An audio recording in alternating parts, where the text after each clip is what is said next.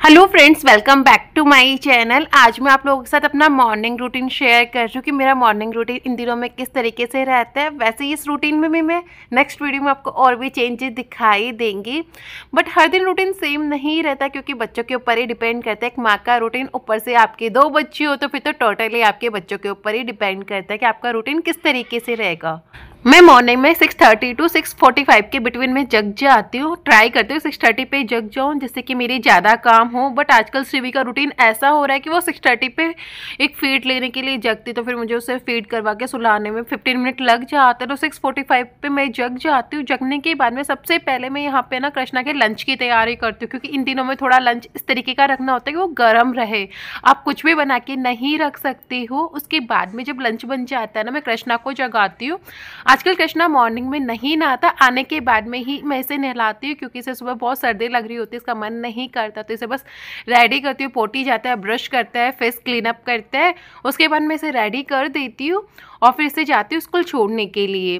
और तब तक श्री भी जग जाती है। बहुत रेयर टू रेयर सिनेरियो, आप लकी हो कि आपका बेबी नहीं जगे तो दोनों बेबी को साइड बाय साइड मुझे मैनेज करना पड़ता है। श्री को मैं अपनी सिस्टर के भरोसे आज छोड़ के चली गई थी कि वो थी तो वो उसे हैंडल कर लेगी, तो जब वो है तो मुझे इतनी टेंशन नहीं होती। वो नहीं होती ना तब मुझे बहुत ज़्यादा टेंशन रहती है, क्योंकि दोनों बच्चों को एक साथ रखना होता है। एक साथ बहुत डिफ़िकल्ट हो जाता है मॉर्निंग में, बहुत ज़्यादा वाला। उसके बाद में मैं आते आते मिल्क लेके आई थी। शिवी के लिए मैंने यहाँ पे दूध बनाया और उसको दूध पिलाने लेके जा रही थी। और मैंने अपनी सिस्टर को बोला चल तू है ना गरम गरम चाय बना ले। और मेरी सिस्टर ना चाय बहुत अच्छी बनाती है, तो उसकी ही ड्यूटी होती, चाहे मैं यहाँ पे रहूँ चाहे मैं घर पे जाऊँ, हम सब लोग उसी को बोलते कि चल तू चाय बना यार, चाय बना ली चाय बना ली। और सर्दियों में तो चाय ऐसा है कि बहुत ज़्यादा बन ही जाती है। और आजकल वो चाय वो खाना और बिग बॉस चल रहा है, तो बिग बॉस देखते हुए बना रही थी, तो हम लोग गॉसिप करते हैं।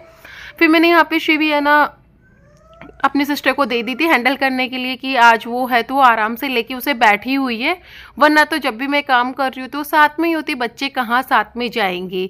तो हम लोगों ने 8:30 तक है ना चाय पी ली थी। कृष्णा को छोड़ के मैं आ गई थी एंड अब सर्दियाँ स्टार्ट हो गई। अभी तक कंबल से काम चल जाता था, पतले वाले जो ब्लैंकेट होते हैं उनसे काम चल जाता था, बट अब सर्दी स्टार्ट हो गई अच्छी वाली। तो रजाई यहाँ पे निकल रही है क्योंकि अभी तो धूप आ रही है, बाद में फिर धूप आना भी चली जाएगी। तो मैंने सोचा जल्दी से इनको निकाल के फटकार के धूप लगा लो, वरना तो फिर मौका नहीं मिलेगा। तो मैंने यहाँ पे रजाई भी निकाल ली और शिवी के जो कृष्णा वाले कपड़े थे ना पुराने, वो सारे कपड़े भी निकाल ली। और यहाँ पे हमारी सर्दियों की तैयारी पूरी हो चुकी है। ब्लैंकेट अब बस बेड पे ब्लैंकेट पे बिछ जाएगा, सर्दियों वाली बेडशीट निकल जाएंगी। ये सारी चीज़ें, बहुत सारी चीज़ें चेंजेज होती रहती है ना लाइफ में। हमारा रूटीन तो कुछ ऐसा ही रहता है कि हर टाइम पे कुछ ना कुछ नए चेंजेस एक हाउसवाइफ की लाइफ में आता है। कभी दिवाली आ रही है, फिर गर्मियाँ आ रही है, सर्दियाँ आ रही है, कुछ ना कुछ न्यू तो लगा ही रहता है। एक सामान निकालो एक सामान रखो। अभी ये निकाला है, थोड़े दिनों बाद में फिर गर्मियाँ स्टार्ट हो जाएंगी, तो फिर वापस इनको सबको पैक करके रखो।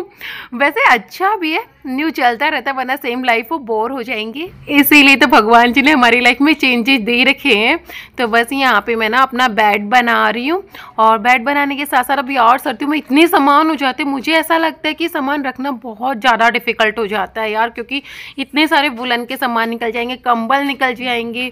सर्दियों के कपड़े ऑलरेडी इतने मोटे होते हैं कि वो बहुत सारा स्पेस तो वो ही ले लेते हैं। तो समझ में नहीं आता इनको अरेंज भी करे तो कहाँ पे करे। गर्मियों में तो छोटे छोटे पतले पतले कपड़े होते हैं ना, वो आराम से आ जाते। यहाँ पे कुछ रोम्पर्स है जो मैंने शिवी के लिए बाय किए, क्योंकि सर्दियों में सबसे बेस्ट होता है इस टाइप के कपड़े पहनाना है। फुल पैक होते हैं, बच्चों को सर्दी नहीं लगती। अंदर थोड़े से कपड़े पहना दो, उसके ऊपर ये पहना दो, बच्चों की सर्दी बहुत अच्छे से निकल जाती है। स्पेशली वो बच्चे जो बिल्कुल रात को उड़ के नहीं सोते, तो आपको रात को इस टाइप के कपड़े बाय कर सकते हो। बच्चों को पैक कर दो, बच्चे है ना बिल्कुल भी सर्दी नहीं लगती, आराम से सो जाता है। अगर उघड़ भी जाए ना तो आपको दिक्कत नहीं होती है। और ये जो कपड़े मैंने निकाले थे ना, आज मैंने वो सारे धोने के लिए भी लगा दिए, क्योंकि वो कब के रखे हुए हैं, पहले वॉश करना जरूरी है पहनाने से पहले। वैसे तो वो साफ थे, बट इन्फेक्शन होने का चांसेस पूरा हो जाता है। तो मैंने वो सारे कपड़े धोने के लिए लगा दिए।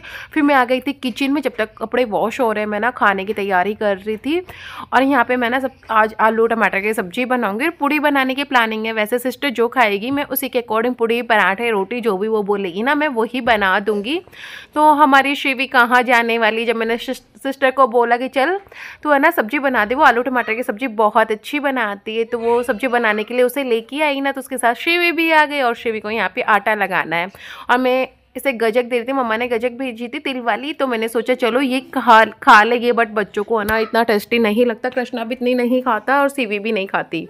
आपको पता है शिवी को क्या पसंद है, मम्मा के साथ आटा लगाना और चुपके से वो आटे को मुंह में रख लेना, तो मुझे बहुत ध्यान रखना पड़ता है जब मैं आटा लगाती हूँ। यहाँ पे तनु ने सब्जी बना दी थी, तो उसने कहा लो दीदी मैं ना शिवी को ले जाती हूँ, मैं रख लेती, तो वो उसे ले गई थी। तो यहाँ पे किचन में मैं अकेली थी, तो मैंने आटा लग गया था और फिर जो गंदगी हो गई थी ना किचन में, वो साइड बाई साइड में ना साफ़ करती जाती हूँ कि ज़्यादा गंदगी नहीं हो, तो मुझे इतना ज़्यादा डीप क्लीनिंग नहीं करनी पड़ती। और जब साथ के साथ आप करते जाते हो ना, जैसे बर्तन है, सफाई है, आप साथ के साथ करते होगे ना, सर्दियों में बहुत सारा टाइम बच जाता है और एक्स्ट्रा टाइम आपको नहीं देना पड़ता। तो मैं ट्राई करती हूँ यार मैं साथ के साथ कर सकूँ।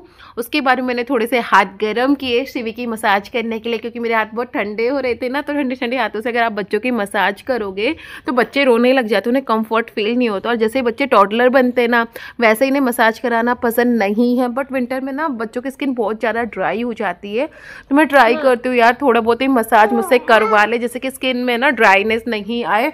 और मैं ज़बरदस्ती करने की कोशिश तो करती हूँ, ये इधर उधर भगती है, ये इधर उधर भगती तो है, बट फिर भी मैं ना मेहनत करती हूँ, थोड़ी सी मेहनत एक्स्ट्रा लगती है, टाइम भी एक्स्ट्रा लग जाता है। उसके बाद मैं इसके नेल्स कट कर रही थी और ये इस तरीके से नेल्स कट करवा लेती, तो मुझे बहुत अच्छा लगता है। मुझे सोने का वेट नहीं करने पड़ता कि ये सोएगी, तब उसके बाद में मैं इसके नेल्स कट करूँगी।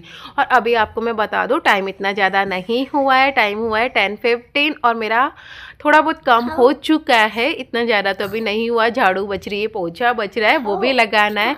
बस शिवी की मसाज करने के बाद में झाड़ू लगाना मैंने स्टार्ट कर दिया। एंड शिवी को फिर से मैंने तनु को दे ही दिया था कि मैं झाड़ू लगा लेती, क्योंकि अब सर्दी स्टार्ट हो गई यार, एक जने को बच्चे को लेके बैठना होता है ना, तो अच्छे से काम हो जाता है। अदरवाइज मुझे काम करने में बहुत ज़्यादा प्रॉब्लम फेस करनी पड़ती है। अभी तो तनु है तो मेरा काम बहुत ईजीली हो जाता है। थोड़े दिनों में वो चली जाएगी, तो उसके बाद में मैं अपना रूटीन शेयर करूँगी कि मैं किस तरीके से अपने बेबी के साथ है ना काम करती हूँ। वैसे तो बेबी के साथ क्या होता है, मेरे दोनों बच्चे ही ऐसे हैं कि मुझे काम नहीं करने देते, और ये मेरे साथ आ ही जाएंगे, काम करूँगे ना जहाँ मैं वहाँ मेरे बेबी।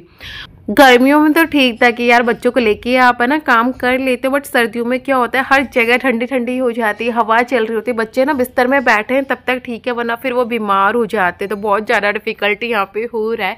सोच रही हूँ मम्मा के पास चली जाओ, सर्दी सर्दी, बट मम्मा के पास भी नहीं जा सकते, ये है मम्मी पापा जी, कैसे जाऊँ, फिर सबका काम कौन करेगा, तो समझ ही नहीं आ रहा कैसे क्या करूँगी, कैसे मैनेज करूँ। सर्दी निकलना मेरे लिए बहुत ज़्यादा डिफिकल्ट है, स्पेशली जब बच्चे छोटे हो ना तब बहुत ज़्यादा डिफिकल्ट हो जाता है। मेरी झाड़ू भी लग गई थी, सब्जी बन गई थी, तो सब्जी बनने के बाद मैंने इसमें ना ऊपर से धनिया ऐड कर दिया था और यहाँ पे सब्जी बन के तैयार है। अब मैं लगाऊंगी पोछा। सब्जी भी मेरी बन गई थी, आटा भी मेरा लग गया था, और मैं ट्राई करती हूँ कि मम्मी पापा जी को 10:30 से 11 के बीच में खाना मैं उन्हें खिला दूँ, क्योंकि वो ब्रेकफास्ट नहीं करते।